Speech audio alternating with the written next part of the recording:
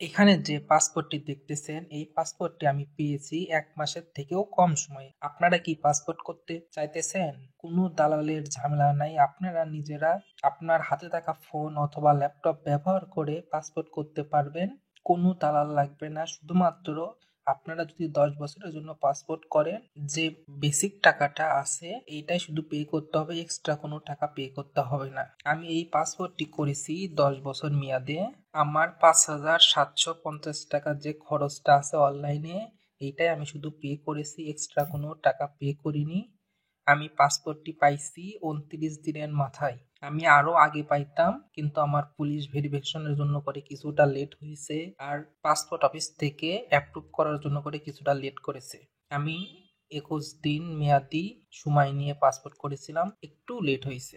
এই পাসপোর্টটি আমার ই পাসপোর্ট। আপনারা হয়তো এই চিপ দেখেই বুঝতে পারতেছেন।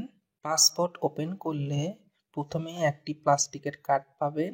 এইটাই আপনাদের পাসপোর্টের মেইন অংশ। এইটার উল্টা পেজটায় আপনার ইনফরমেশন দেওয়া আছে। পাসপোর্টটি ৪৮ পৃষ্ঠার। এইখানে দেখেন ৪৮ পেজের পাসপোর্ট।